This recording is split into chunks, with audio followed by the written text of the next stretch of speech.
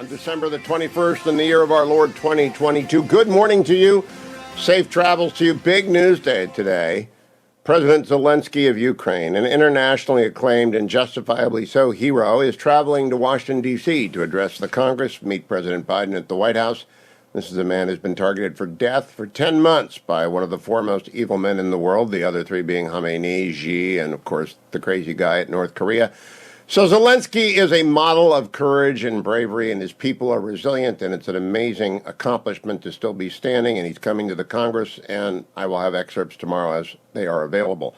This all depends, according to late news reports, on whether or not security concerns allow him to leave and to return. I am hoping that is the case. There are other news as well, and I'll cover that in the next segment. I'm beginning, though, with my Washington Post column, which went up last night. We had the kids over for dinner, so I didn't pay much attention and went to bed. And by the time I woke up, there are 4,000 comments. 4,000 comments on the Washington. Now, the rule of thumb is never read the comments because they're put up by people who are filled with hate or trolling you. So I don't read the comments, but I look at the number and I realize that's just sort of extraordinary for 12 hours. Here's the column. You decide and you guess why people are reacting so quickly. And so I will tell you my guess ferociously. The column is titled "The Agnew Option Could Be a Way Out for Trump and America." Wind, rain, and hail pummeled the line of mourners that stretched on for a day and a night in the first act of Richard Nixon's funeral in 1994. It was, quote, a scene worthy of King Lear, according to the New York Times. Lear wasn't a perfect analogy because there's no ghost in Lear. The former president's funeral had one, Spiro Agnew. The vice president Nixon plucked from relative obscurity as the pugnacious governor of Maryland to be his running mate. Agnew vanished from the public stage in October 1973, one of the most tumultuous months in U.S. history, marked by the Saturday Night Massacre of Watergate infamy, the Yom Kippur War of Arabs against Israel, and Agnew's resignation under the shadow of criminal charges. I've been remembering Agnew's appearance that gray day in California, the first and last time I laid eyes on him in person. Just as the ghosts of Shakespeare bear lessons for the living, so the specter of Agnew might have something to teach us now as Justice Department prosecutors decide what to do about former President Donald Trump. After an investigation into Agnew's tenure as governor revealed a sordid history of bribery, fraud, and corruption, federal prosecutors offered an unusual plea deal. In exchange for his immediate resignation, a plea of nolo contendere to a single federal tax violation and a fine of $10,000, Agnew was allowed to pass into private life. Trump has little to fear from the criminal referrals lodged with the Justice Department by the House January 6 committee this week. But the earlier appointment of special counsel Jack Smith to oversee 2 federal investigations is not political theater. As with every special counsel, Smith has the time, budget, and staff with which to pursue Trump, his family, and staff. Such investigations can last many years. And in Trump-focused investigations by the Attorney General of New York, the Manhattan District Attorney, and the Fulton County District Attorney in Atlanta, the legal web in which Trump is ensnared is vast.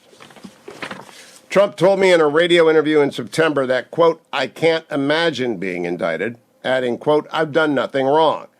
Maybe not in most jurisdictions, but what about a jury trial in D.C., the epicenter of Trump hatred? The former president should be worried. I asked my Post colleague Ruth Marcus, one of the country's shrewdest observers of legal controversy since her graduation from Harvard Law School, whether Trump's troubles and the nation's deep division over them might be resolved by a sort of Agnew option, an end to the legal warfare in exchange for a retirement from political life.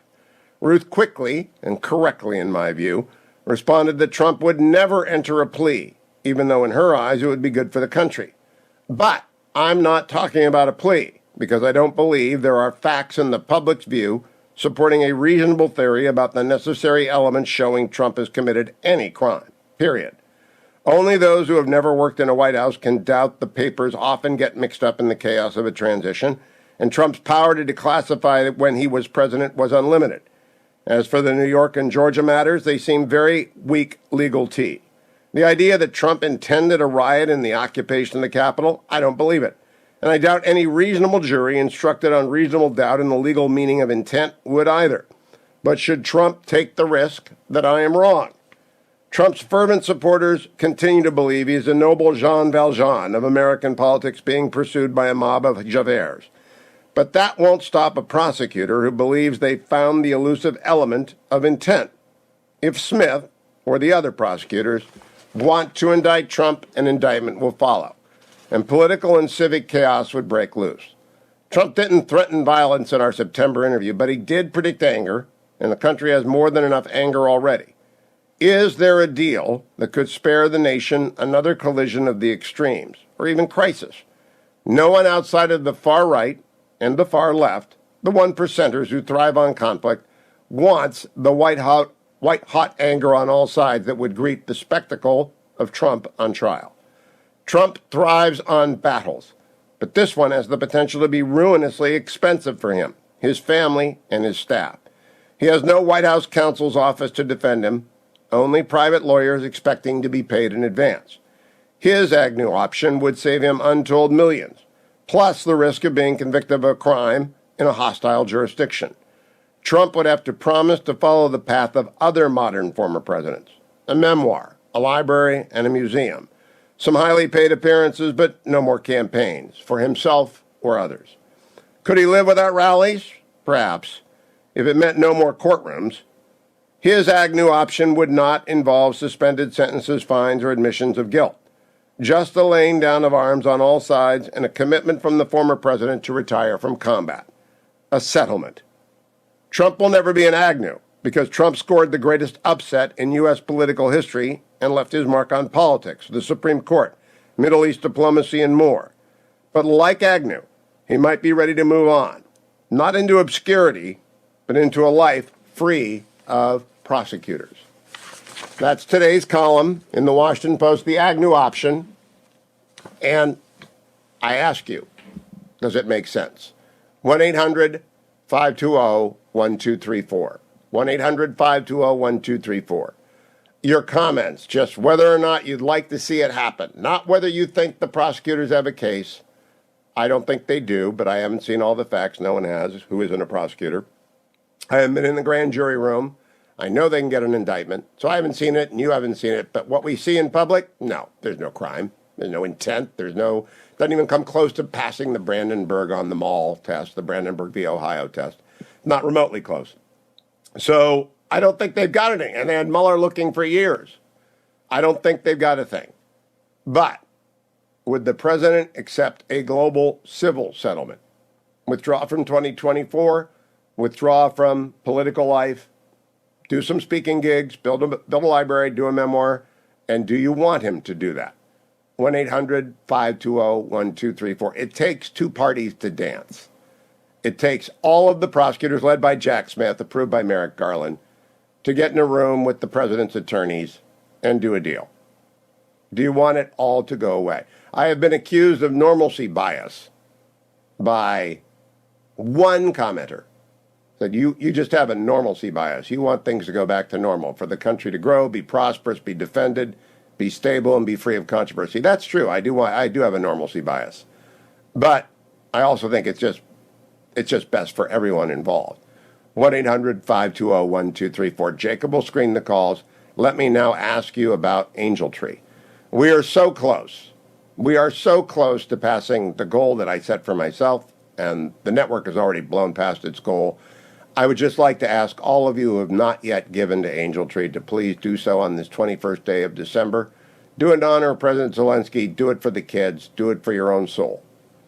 Do it because that which you do to the least of these you have done for me. Do it because you're a Christian. Do it because you're a faithful member of any religion. Do it because you're a secular humanist. These kids don't deserve to be forgotten at Christmas because mom or dad made the sort of mistake that landed them in prison. You can go to the top of HughHewitt.com right now and contribute as much as you want, but it takes $25 to serve one child. $250 serves 10. $2,500, 100. You can do the math, even you Steelers fans. Maybe someone will write that $25,000 check that Mike Gallagher collects with abandon. Prison Fellowship has been working for these kids for decades. Angel Tree is on the patio of 100 churches, but we got 1 million plus people listening right now. Please step forward and help Angel Tree serve the children of the incarcerated this Christmas 2022. And come back for calls on the Agnew Option, 1-800-520-1234. Should the president want it? Should DOJ do it? Would we all be better off for it? I'll be right back. Stay tuned.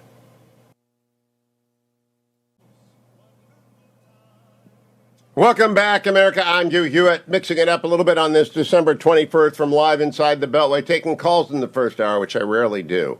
But my Washington Post column on the Agnew Option for President Trump and the Department of Justice, the New York Attorney General, the Manhattan DA, and the Fulton County DA stirred up such a hornet's nest overnight. I thought I would read it to you, which I've done, and then take some calls. Let's start on the East Coast in South Carolina with Richard. Good morning, Richard. How are you? And I hope you're warm.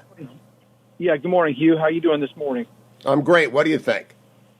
I think no, Trump shouldn't do it. And why don't they have a Biden article about him and his son being investigated and just go ahead and step down, because they're more guilty than Trump ever was?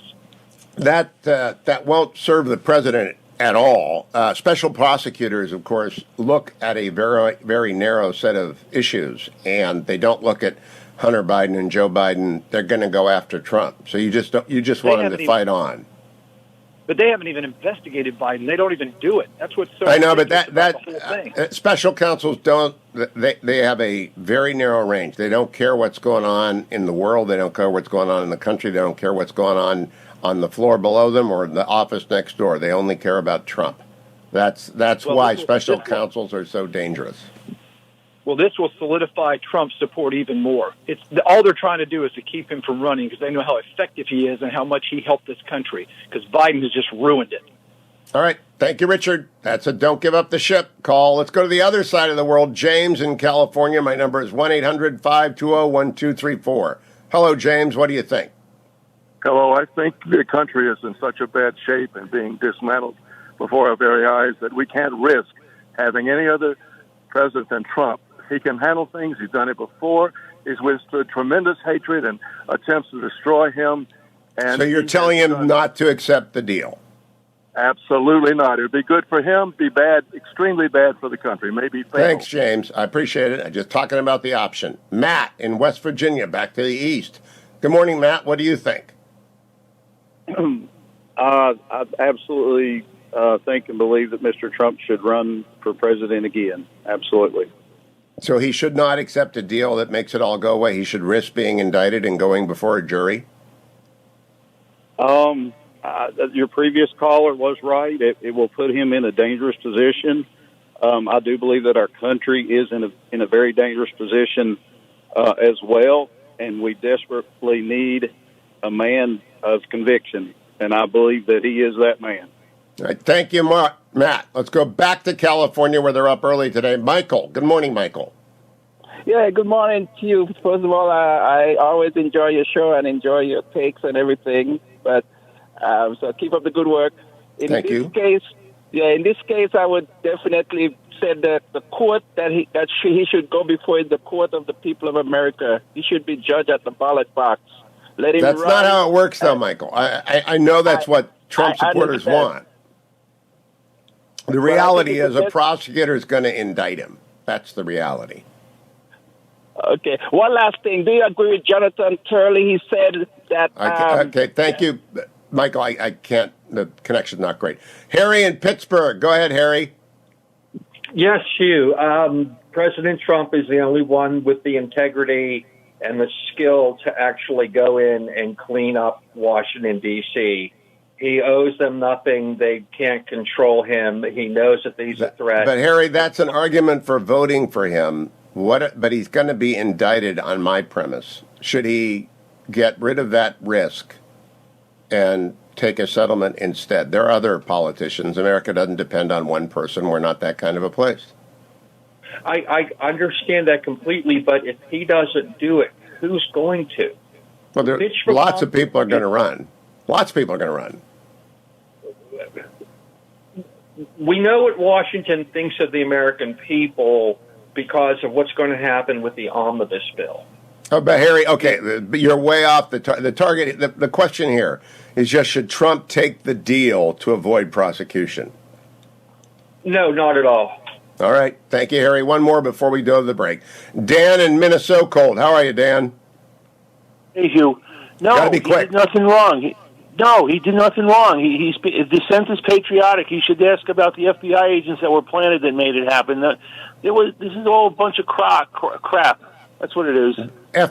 There were not FBI agents planted that made 1/6 happen. I just felt obliged to tell you that. That's not true. I'll be right back, America. More phone calls coming up, 1-800-520-1234. An unusual first hour of this, the Hugh Hewitt Show. The Agnew Option is on the table. Should anyone pick it up, stay tuned. I have a lot of people who say a prayer for me every morning, and I appreciate that.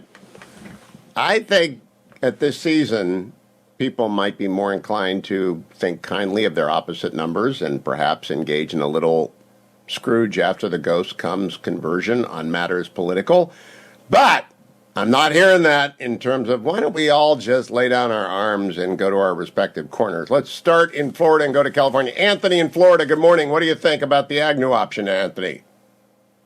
Good morning.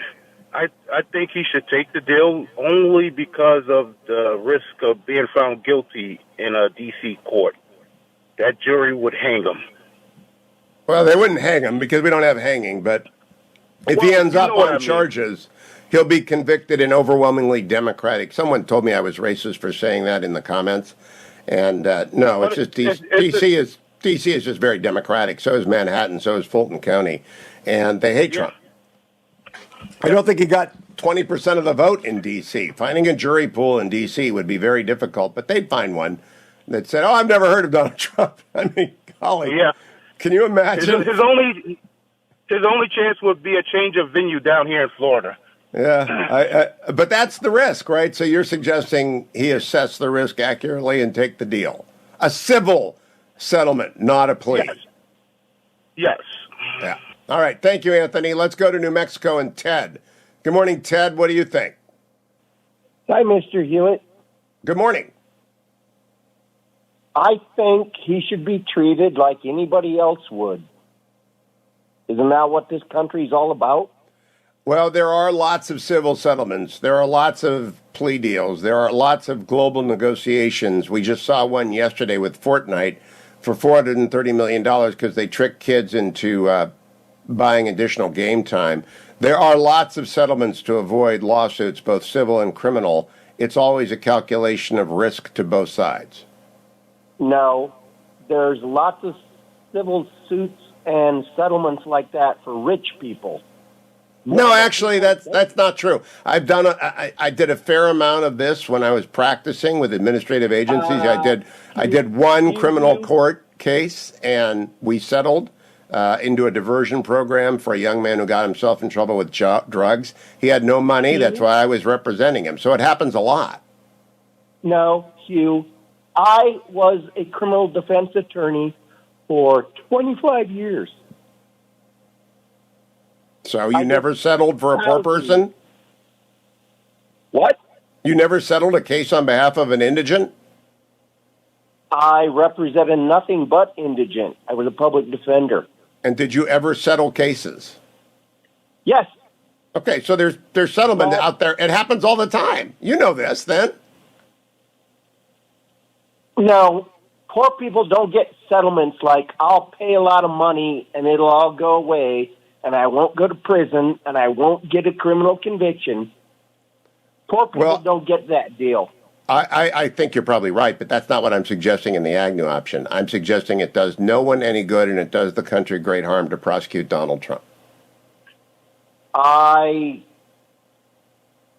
completely disagree. This country would have had great... This all started with Nixon, and I know... All right, thank you much. Bye, Ted. This all started with Nixon. Okay. Tim in L.A. Good morning, Tim. Good morning. It's great to call after all these years of listening, and I must say I like your musical choices, too. Oh, you're welcome. I'm glad you are calling. Thank you. Well, I think that he should take the deal because when he gets the speaking gigs afterwards, he will never not present his case, and I think he should pass the baton on and show some statesmanship to the next generation who will take it to the Democrats with a different kind of fire.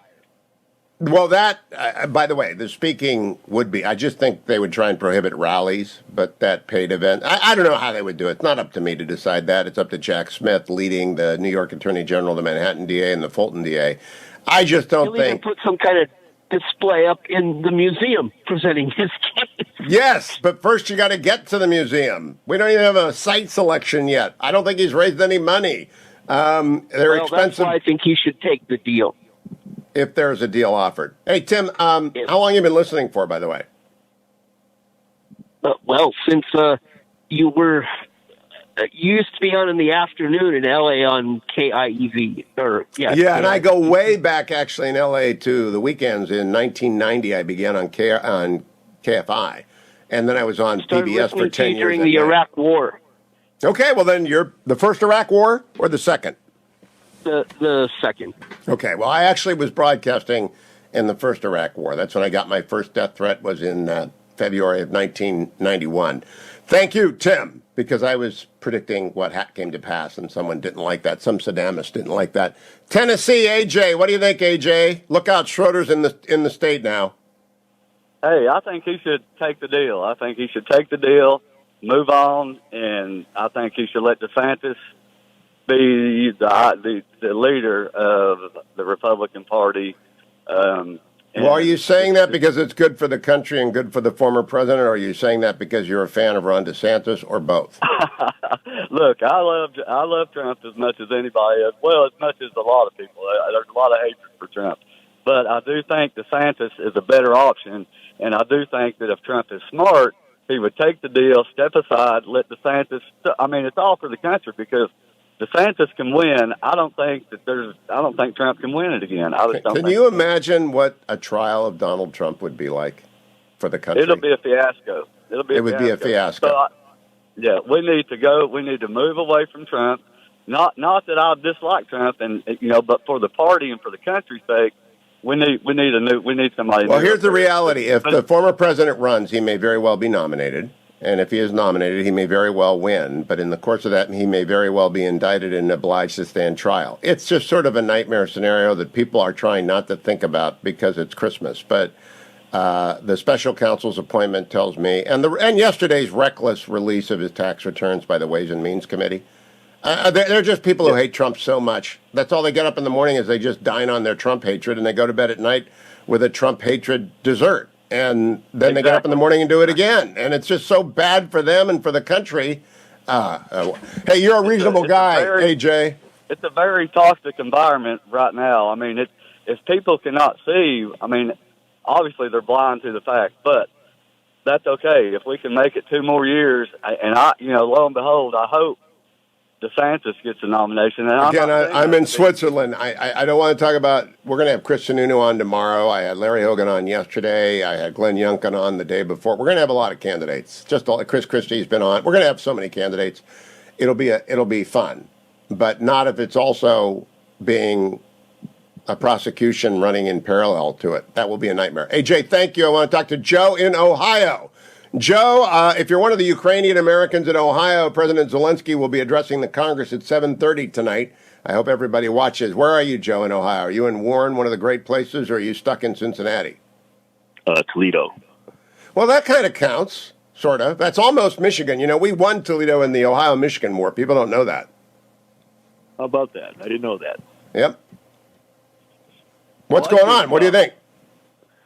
I think he would love Discovery. I think he'd go up one side and down the other. I don't think they want Discovery. He might not. He might not mind that at all. But look, I'm not a criminal defense attorney. I don't know what rights they have for Discovery. I don't think. I've only done one criminal case my entire life, and there wasn't any Discovery in it.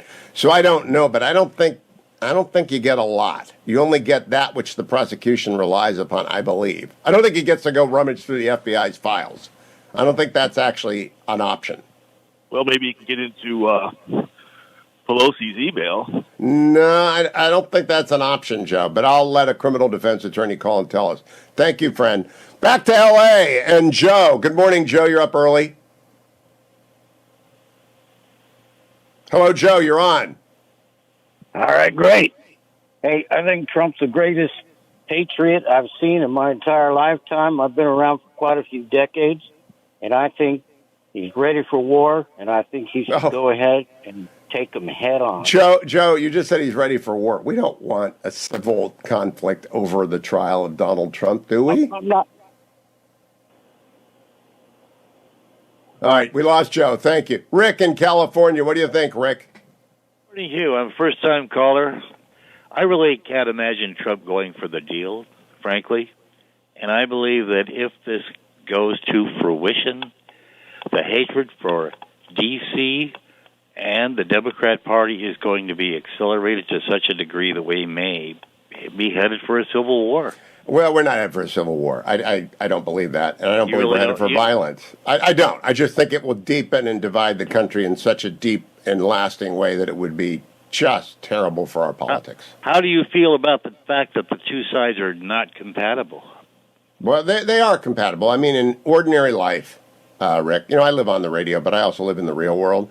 And in the real world, everybody gets along. And I live in California, I live in Maine, I live in D.C., I move around the country a lot. In the real world, people go to church together, and they pray together, and they celebrate the birth of babies together, and they comfort each other when people die, and they help out each other when they're in trouble, and they don't ask if you're red or you're blue. That's my experience. That's my experience. So I don't think we're even remotely close to that. I do think it would dominate Beltway and legacy media, and it would make OJ look like the opening act of the carnival put on by the kids down the street. I'll be honest with you, I've had Democrats disconnect from me because I voted for Trump. Oh, yeah, that has happened. Oh, yes, that has happened. Oh, yes. And it would get worse. Oh, yeah. Rick, thank you. Thank you for the call. More calls. Welcome back, America. I'm Hugh Hewitt. Thank you for listening today. Old throwback hour of radio. I began with my Washington Post column on the Agnew Option, and I've been taking calls since. I'll do the rundown in the next hour and catch up on everything. John in Pittsburgh, what say you to the Agnew Option? Morning, you. Merry Christmas to you and your family, and travel and to you. Thank you. Thank you. All he can gain from the deal he had before he got into politics, he gave that all up to get into the fight. He's just starting in his mind. There's no way he'd take this deal. It'd be absurd. And he's probably one of those 4,000 people that called you overnight. You ought to check. You got his ire up, I guarantee you. No, he's just begun to fight. Thank you, John. Steve in Detroit. What do you think, Steve? Hi, Hugh. Merry Christmas. And no, I'm not excited about the Lions. We're getting to be set up for failure, but Campbell's a good coach. We could all play. Good morning. How's your son doing? Hey, Steve, you there? Hello? Yeah, how's your son doing? Fine. Good. Fine.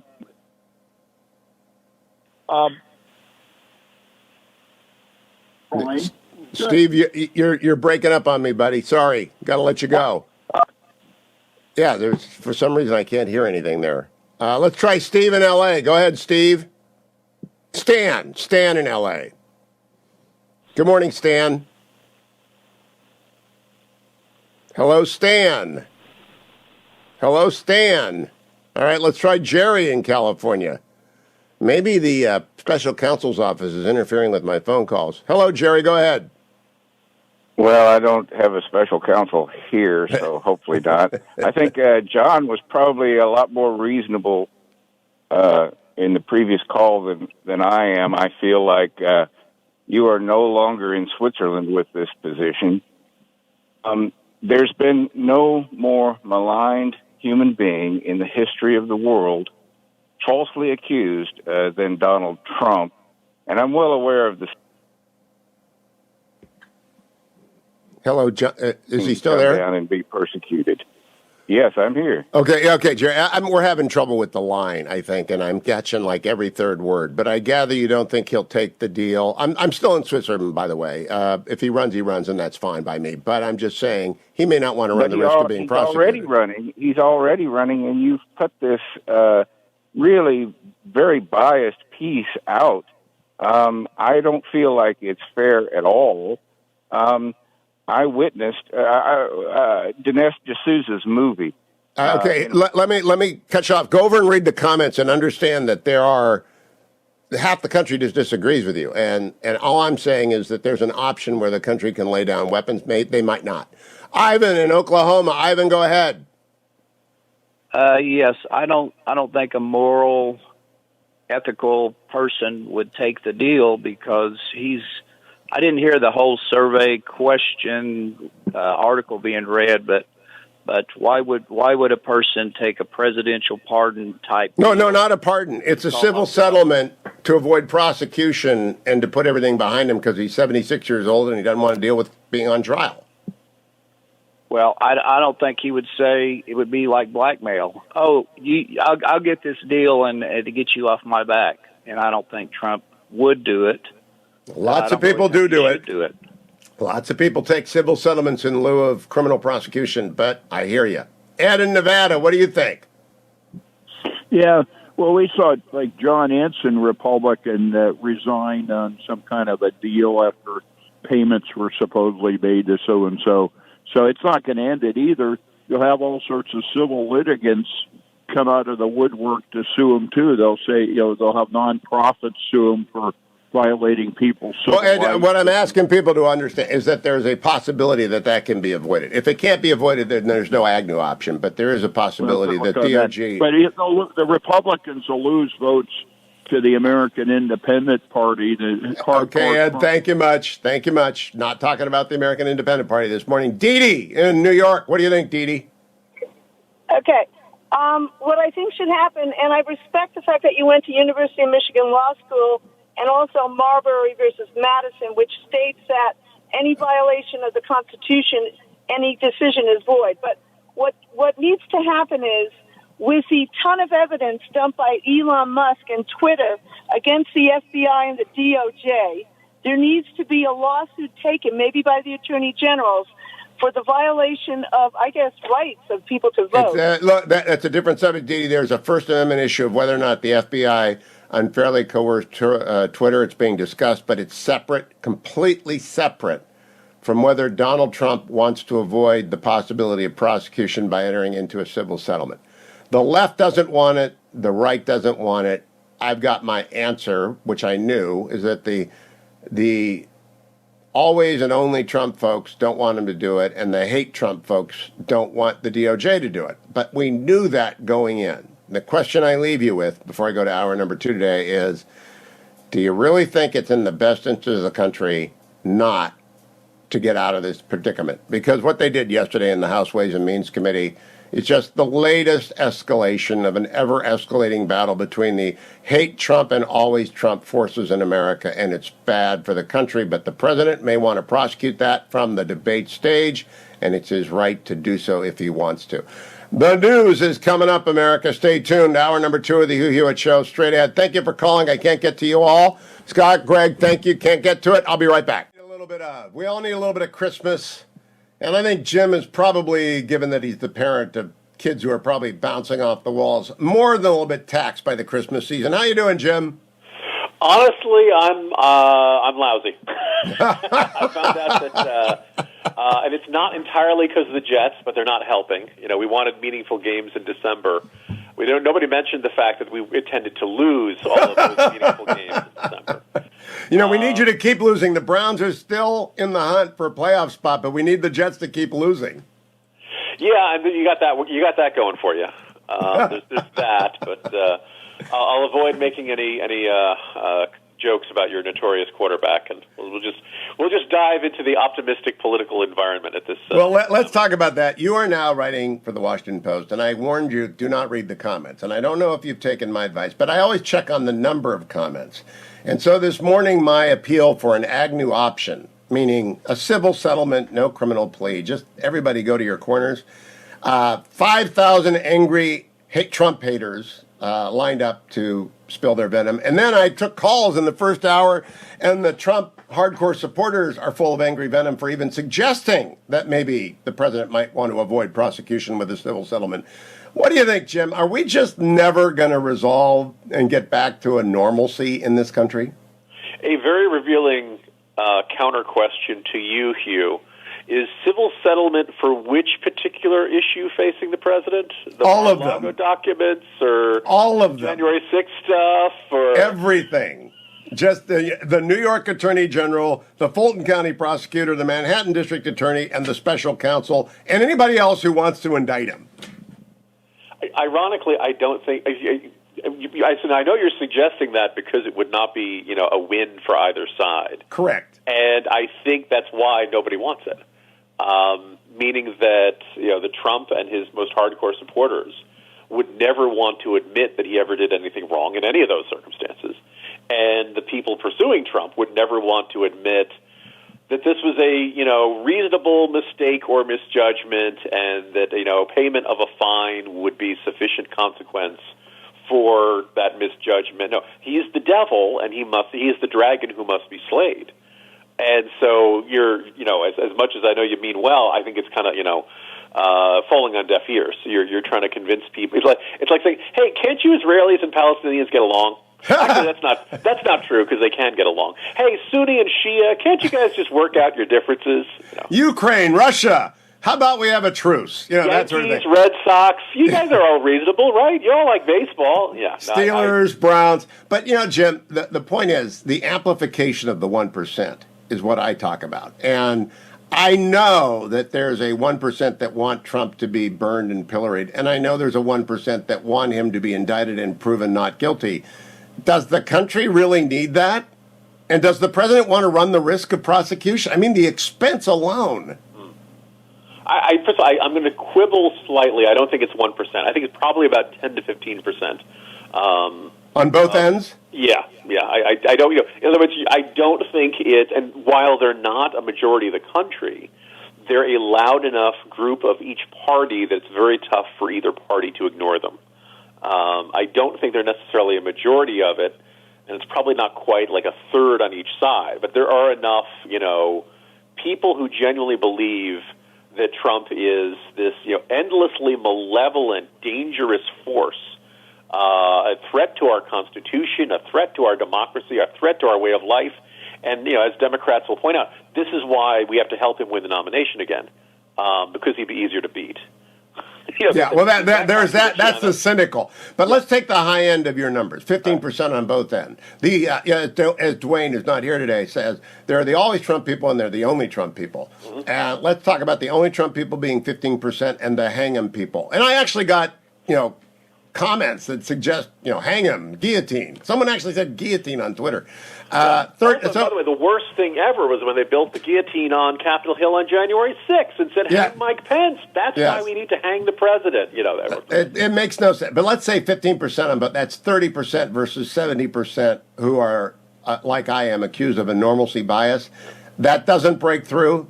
Jack Smith, the special counsel, doesn't even raise it with the president's lawyers? No, look, because, Jack Smith's there to...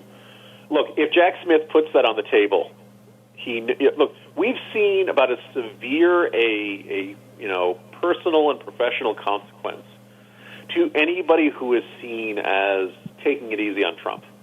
By the way, if people say he's been cheating on his taxes for 30 years, I'm a little irritated that this couldn't have been adjudicated, sometime back in the 80s or 90s or 2000s, or before he decided to come down that escalator and shake up the American political scene for a year. If he's always been a crook, boy, it would have been really good for the country if they could have dealt with him instead of letting him off with a fine or giving him a pass or choosing not to prosecute or all that other kind of stuff for the past couple of decades.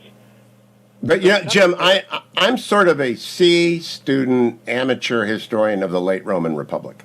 And the late Roman Republic was marked by continuing escalation between the two parties, the party of Caesar, the plebes, and the party of the patricians, everybody else.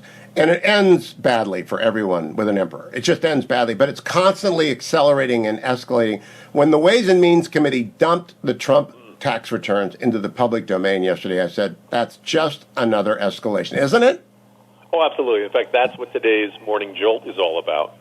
And I write this as someone who thinks it's a good thing for presidential candidates to release their most recent tax returns. I think if you want that power of the presidency, you owe it to the people to give them a sense of where you've been making your money in the last couple of years. I have a different feeling about whether the release of tax returns ought to be legally required. You're already required to put out a financial disclosure form to the FEC.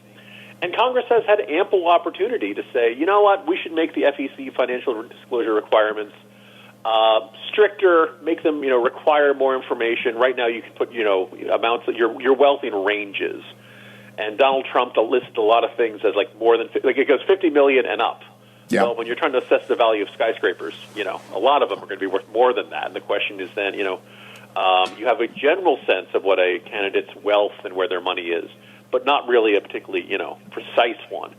But the whole idea of our taxation system is that you give the IRS all your information, and the IRS is supposed to protect that information. Now, Yes. the listeners probably know they've done a really lousy job with that, in recent years. And I think that when you do that, you break down that sense of trust that is necessary to have a functioning system of taxation. But so on this one, the whole point of Neil and the congressional Democrats was like, look, we're not investigating Trump. We're investigating the IRS and whether they're doing the presidential audits appropriately. And they have their answer. Heck no. They just didn't even bother for the first 2 years. And that's a real scandal. But I think they went looking for a Trump scandal and ended up finding an IRS scandal. Yep. Now, Jim, you like me have a normalcy bias. You'd rather this be talking to your old sources about who's up and who's down in politics and why there are issues. We are not there. Do we ever get back there? So you mentioned I'm writing for the Post more frequently, and one of my most controversial ones I put out there is I tried to make the case for DeSantis to two groups who did not want to hear this message. Oh, good luck. Right? One was to the Trump people and say, look, Trump can't get you where he wants to go anymore. He's too erratic. He's too ridiculous. He's too self-destructive. He's trying to, I didn't even put this in there. This is before then, but he's trying to sell you trading cards. I'm sorry, electronic trading cards. You don't even get the actual card, right? He's dining with Kanye. He's dining with Fuentes. This guy can't get you where you want to go anymore. The other was to liberals and say, look, if you end up with a President DeSantis, you're going to hate the guy. But you're going to hate the guy within normal parameters, right? If you worry about DeSantis isn't going to burn down the country because he thinks somebody's being unfair to him.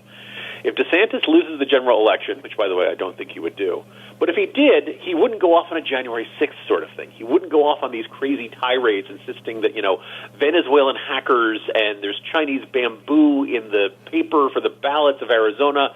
He wouldn't latch on to every crazy conspiracy theory that came down the pike. He would never dabble in QAnon, right? So even though you wouldn't like DeSantis, my dear liberal friends, you would go back. Life would go back to normal. You wouldn't feel like there's a chance that somebody's trying to start a second civil war because he's having a tantrum, and that's better for the country. That's better for liberals. That's better for everybody than continuing this era of ever increasing circus of chaos. And let me ask you, Jim. Everybody hated that. Nobody wanted. I was so glad to see your byline start appearing in the Washington Post. You joined the Olson, Thiessen, Hewitt party in what I call the stadium for the persuadables. I think Fred Hyatt began to build, and David Shipley is continuing to build, as is everyone at the Post, a stadium for the persuadables in the opinion section. And you got to have a red team and a blue team if you're going to have a game, right, for the persuadables to watch. How many persuadables are there left in the country? I think figures like Trump, and I think you can throw in Carrie Lake, Marjorie Taylor Greene, Matt Gaetz. There are folks out there who want to be in the circus, who are in my next piece that I'm kind of chewing through, and it's coming slowly, but it's the idea of we decided somewhere around the time of MTV's Rock the Vote that politics should be entertaining. And that was a terrible mistake. It was a terrible, terrible mistake. Hugh, you've been around for a while. I got into politics in high school in the late 80s and early 90s, and politics was boring, and it was for nerds. And that's amen. 1974, when I would ride the bus to campaign for Paul Cronin, it was a nerd thing to do. Right, and it was not cool when somewhere along the line, when they started doing Rock the Vote and these public service announcements where Madonna says you'll get a spanking if you don't vote and all that kind of stuff, we decided to get people who were not interested in politics interested in politics. And in the process, we tried to make something that could sometimes be very boring.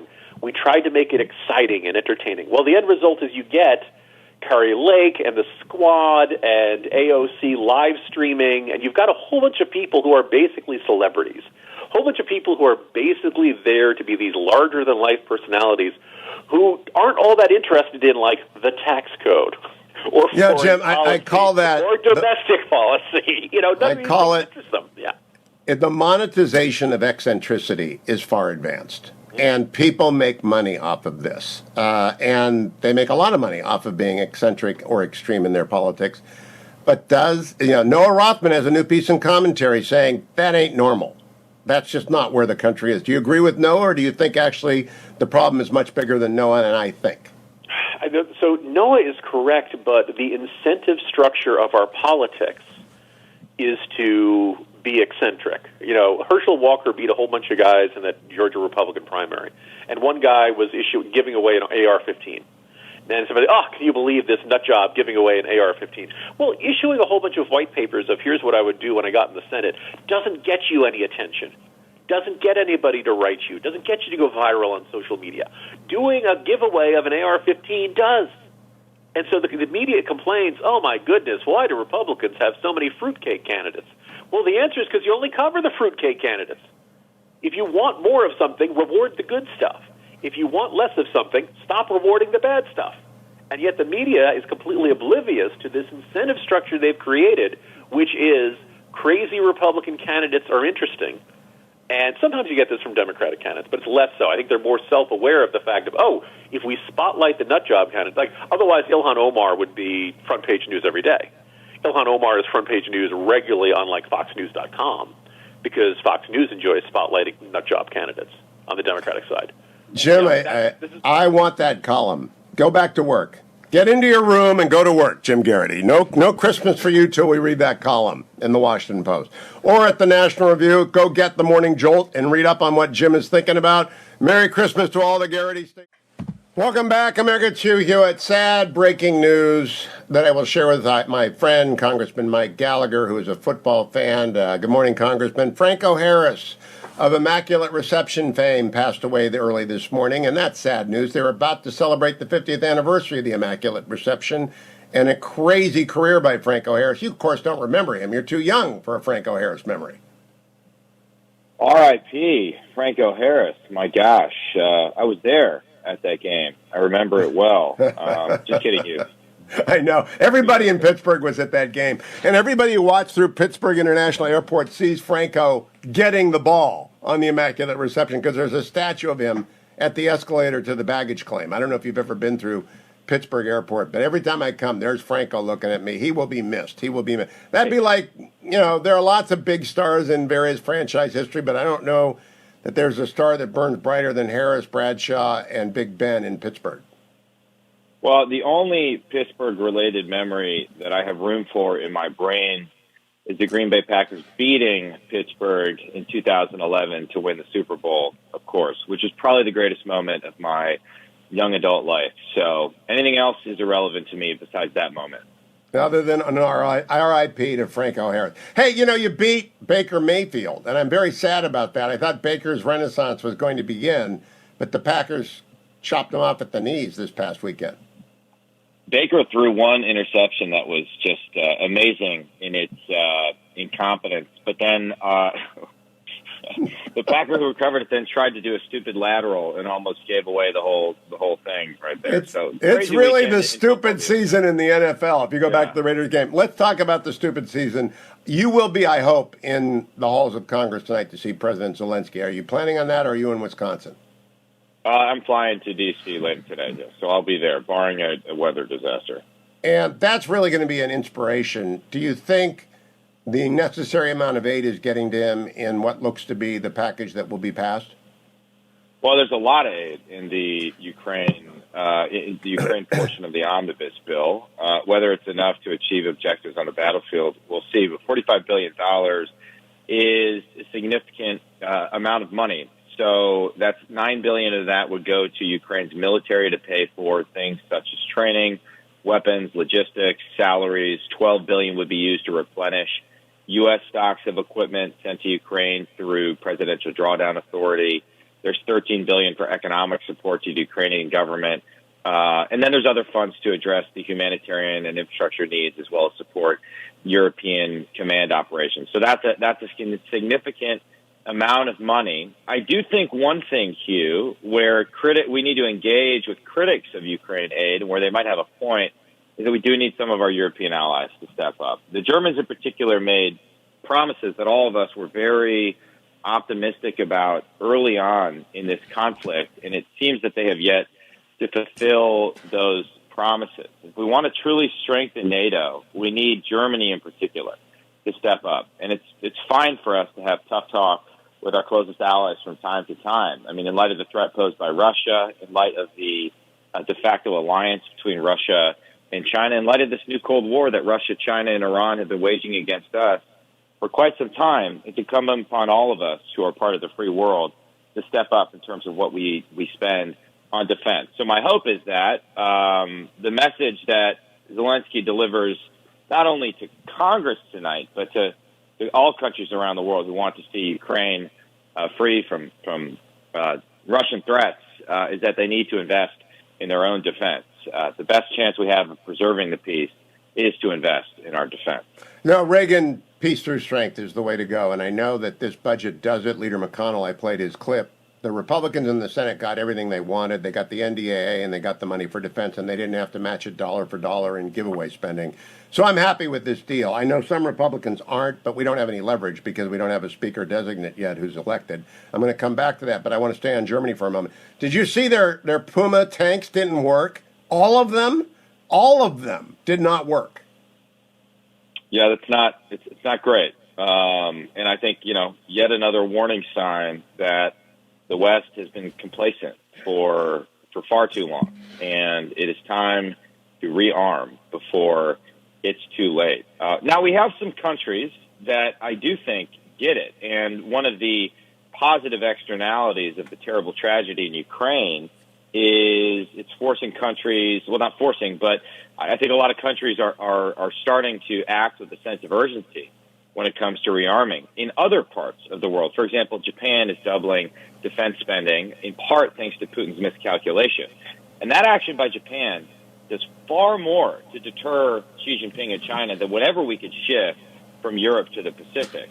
The prospect that Beijing would have to face both the United States and a rearmed Japan is a condition that will strengthen deterrence. So wherever we see partners and allies taking steps to increase their lethality, to wake up from the complacency that has lulled the West to sleep for the last few decades, we need to praise that. We need to double down on that. We need to work with our allies to ensure that neither Putin nor Xi Jinping nor the terrorists in Tehran think they can get away with invading countries or attacking us or our allies. But it is a mixed bag, to be sure. We're learning a lot about modern warfare, as well as the role of information in modern warfare, as well as the role of artificial intelligence and loitering munitions in modern warfare, a whole host of lessons learned in Ukraine that we're going to have to apply to Taiwan, lest we see another deterrence failure in a different part of the world.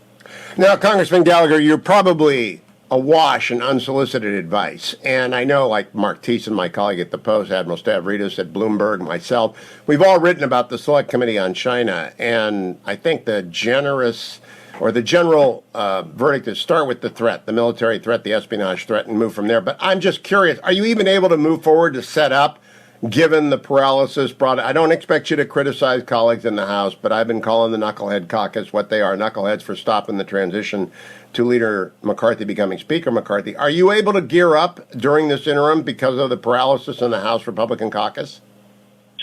Well, I mean, we don't exist until we have a speaker. No committees do, because you need a speaker, then you pass the rules package, which instantiates various committees. The standing committees get set up first, and then the select committees, the Intel Committee, and then the Select Committee on China will be the last to get set up. So every day we delay on that speaker vote is a day we delay in setting up the Select Committee on China, and that tends to compound. I used to have a saying with my staff, which is that if you win the first quarter, you win the Congress. I mean, so much needs to get done in that first quarter if you find yourself behind the curve, other things start to happen. Sort of the looming threat of the next election sets into Congress. So you really have to be aggressive out of the gate. So I worry about that delay, and I hope we don't waste a significant portion of January. There is no alternative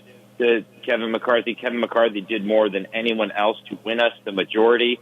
I wish we had a 50-seat majority too, but we don't. But our majority is the only thing standing in the way of total progressive craziness from the Biden administration. So thank God Kevin McCarthy did work his tail off to give us that majority. And we have an opportunity, if we stay united, to conduct aggressive, serious, sober oversight of the executive branch and give the American people a sense of accountability for the out-of-control federal bureaucracy. I grant that we're not going to be passing transformative legislation in a divided government, and that's not the signal the American people sent in the last election. The signal the American people sent is, let's pump the brakes on the crazy, and let's do the basic blocking and tackling of good government. And when it comes to China, I think we absolutely have an opportunity to do that, as well as lay somewhat of a bipartisan foundation for U.S. foreign policy. So we don't have time to waste. Certainly, our foremost competitor, adversary, the Chinese Communist Party, is not delaying their plans at all in terms of getting ready to take Taiwan by force if necessary. So let's not waste the opportunity we have. Let's come together. Kevin McCarthy should be the next speaker, and let's do some serious work on behalf of the American people. Last ask a question, Congressman Gallagher, and Merry Christmas to you and your family, and good luck tonight in listening and applauding and standing for President Zelensky if it comes together. Do you see any signs of movement among the not Kevin, not ever, never, not McCarthy caucus of five? Because unless and until one of them peels off, we have paralysis. You know, I will say this. Part of their concern was that, McCarthy wasn't doing enough to fight against the omnibus. McCarthy was out there arguing against the omnibus and arguing for us having control of the budget process in the next year. So I'm not sure that criticism is valid anymore. There's been a protracted debate for over a month now over the rules for the next Congress, and McCarthy's whole team has been trying to, meet them halfway on the rules process. I don't know if any of them have thawed in the last 48 hours, but I get back to the question of what's the alternative? There's no alternative that's being offered right now. And, I think we could come to an agreement on, if we look at the big sort of controversial issues in the next Congress, debt ceiling is probably foremost among those. Well, let's come up with an idea for pairing things like the Trust Act or some long-term effort at fiscal responsibility if you're gonna ask people to support a debt ceiling increase. I get that. There's various things we can do to come together when it comes to the issue of fiscal responsibility that a lot of these people seem to be most worried about. But time is running out right now. So I hope that cooler heads will prevail. And again, I just hope we don't waste all of January on an internal food. Just imagine a 100-yard dash and the gun goes off and someone stays in the blocks. That's the GOP right now because of these five congressmen. Good luck in talking to them. If you see them tonight, Congressman, we'll be looking for you in the Zelensky speech tonight at 7:30. Merry Christmas to the Gallagher clan in Wisconsin. It's going to be cold up there in the Dairy State. Very, very cold. By the way, I learned from Derek Gordon yesterday something I hadn't done in 2 years of conversations with you or 4 years with you, which is that Wisconsin produces 1 billion pounds more cheese a year than California, the next closest state. You know that Derek Van Orden got that in the first conversation with me, and I've been talking to you for 4 years. I never knew about the cheese gap. Well, I think Derek Van Orden, I think, grew up on a dairy farm. So he knows what he speaks of. The cheese gap is huge. California is looking at a cheese gap that they're never going to close. 1 billion pounds a year. Thank you, Congressman Gallagher. The cheese gap. Oh my gosh. Derek Van Orden is going to be Gallagher and Van Orden. Two great guests. Wisconsin, I love you. What was that? The 70s shows? Go Wisconsin, that they would shout at the end of the show. I don't know. Relief Factor inside the Beltway on a very cold morning. Thank you for watching this morning. If you're watching on the Salem News Channel, I'm joined by a longtime friend of the program, Tevi Troy, historian, presidential biographer, and most recently, chronicler of those who have passed. It is an annual tradition that Tevye looks back at the conservatives who have slipped their mortal coil in the year finishing up. I haven't read the column, Tevye, because I always like to be surprised when we go through this. Good morning to you, and Happy New Year to you. Hugh, thanks for having me on. I'm surprised you haven't read it because you read everything, but I'm happy to go through it with you. Well, I personally, I chose not to because I wanted to be surprised by remembering. That's what these columns do, is they cause you to pause and appreciate those lives. So walk us through who left our company for Immortal Realms. Yeah, it was a really tough year, Hugh, and I was thinking about which of these people had actually been on your show. Some of them maybe were a little older, would have been on your show in an earlier era. But the first person I talk about is Terry Teachout. Oh, gosh, yes. Wall Street Journal and commentary. Brilliant guy, had unbelievable range, and he brought a conservative sensibility to cultural commentary, which is too often lacking. You know, he was often an engagement with me on Twitter because Terry Teachout loved Twitter, and we suffered with him through the illness and loss of his wife, and then he just suddenly left us. You're right. I had forgotten that Terry died this year. Yeah, that was a hard one. But then another one that's really going to hit you hard is P.J. O'Rourke. Oh, my goodness. I shared a stage with him. Yes. Yeah. Go tell people about it. And also, the other thing about PJ, first of all, he was brilliant and funny, and people just laughed when they read his prose. But he wrote for Rolling Stone and The Atlantic and these mainstream magazines, so people outside the conservative ghetto heard his conservative voice and his sensibility. His book, Parliament of, I don't know if I can say the word on air, but...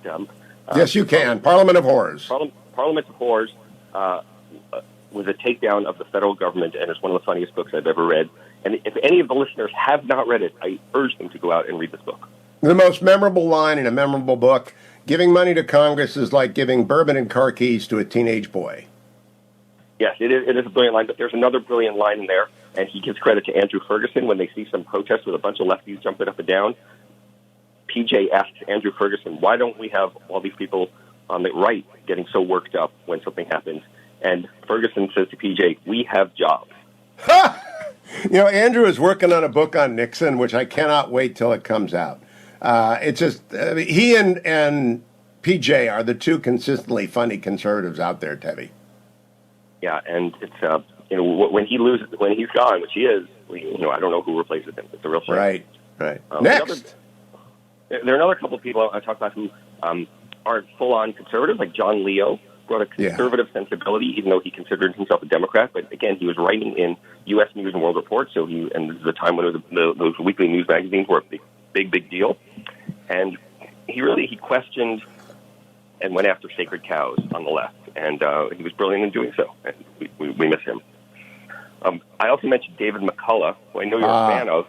Yes, he wasn't like a Bill Buckley National Review conservative, but he did straight up history. He talked about presidents. He talked about American greatness, and in that makes these days in the academy. He wasn't in the academy, but as a historian, that makes you effectively conservative. So Tevye, there is an organization in Los Angeles called the Lincoln Club. It's not political. It's not a Republican organization. It's just a once-a-year dinner, black tie at the California Club to celebrate the life and legacy of Abraham Lincoln.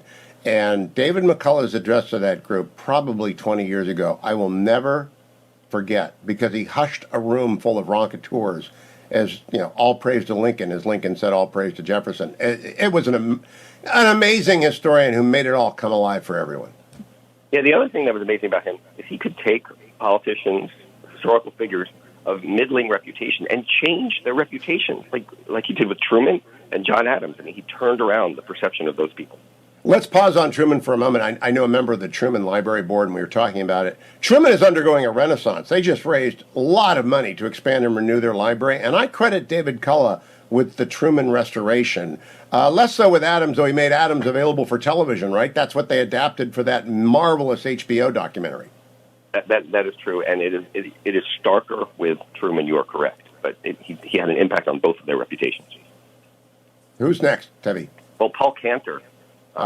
He was an academic. He taught over 10,000 students, but he was a Shakespeare expert, and he brought a sensibility of popular culture into the study of culture. He recognized that popular culture was important. He brought his analysis to shows like The Simpsons and Star Trek. I mean, he taught me that the Star Trek was really supposed to be a representation of 1960s liberalism on screen, and James T. Kirk was modeled after John F. Kennedy. Mr. Spock was supposed to be the brains trust, the intellectuals who served under Kennedy. And he really just had this great lens on pop culture that he used to educate us about how the world around us works.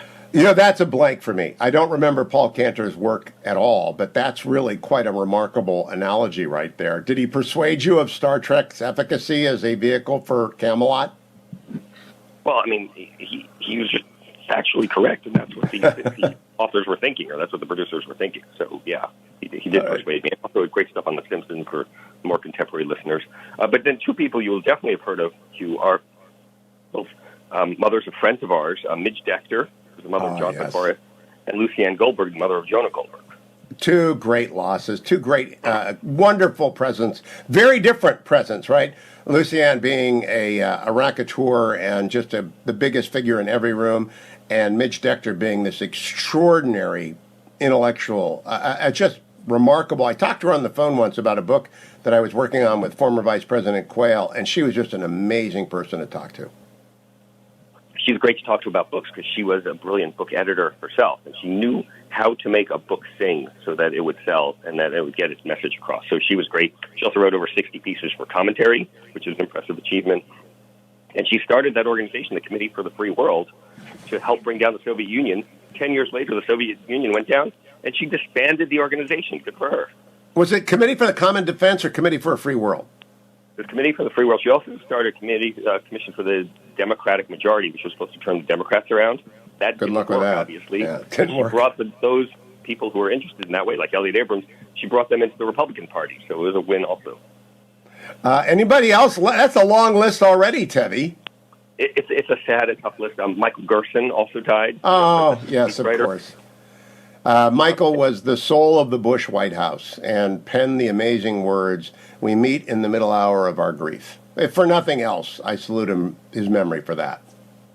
Yeah, I mean, let me just say another couple of ones quickly because I know we're short on time, but Ken Duberstein, who was Reagan's last chief of staff. Yep. Orrin Hatch, the conservative senator from Utah. Frequent guest on the Hugh Hewitt show, and my gosh, he was funny. Orrin Hatch was really a funny man.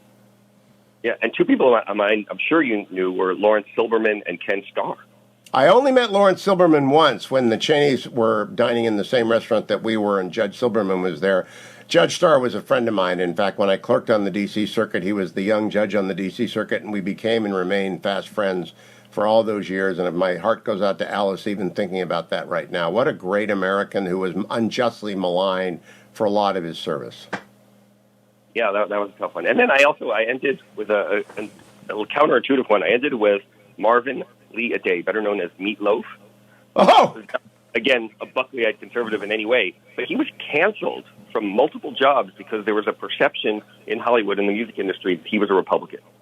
And I think in You're that way... kidding! I'm not kidding. I'll send you the piece. But he told Esquire that he was banned from TV shows because USA Today listed him as a Republican. And he said he's not actually a Republican, but he's not a Republican. He thinks differently than people in Hollywood. Sometimes he's left, sometimes he's right. And there's such this cancel culture people that you've got to be with them 100% of the way or nothing. And he went the way. Tevi, I want you, I need you, but I'm never going to love you is one of those things that's embedded in everyone's mind. Speaking of cancel culture, I'll end on this. It's not looking backwards. Did you see the Stanford story? Their IT department banning terms like American and just 1,000 different terms. Actually, it's 30. I don't want to it's crazy. The cancel culture is crazy. Yeah, I actually spoke to someone at the Wall Street Journal editorial board who was familiar with that piece and said that piece blew up. It got incredible amounts of play, and people were outraged by it. Well, Stanford's alumni. You don't have any connection to Stanford. Probably been a Hoover Fellow like I have, right? A media fellow? I have not, and I'm no connection to Stanford, but it is outrageous. Gosh, it's a crazy thing. Where do we find your complete meditation on those who have left us, Teddy? Yeah, it's in the Washington Examiner, the latest issue. They've got a great cover story on Bibi Netanyahu, but my piece is mentioned on the cover there, and I'll send you the link to it so you can tweet it out. Thank you. I will do that. Tevi Troy on Twitter. Go there and follow him. Tevi, thank you as always. May you have a wonderful 2023, and may the list be short next December. That's my prayer. Amen.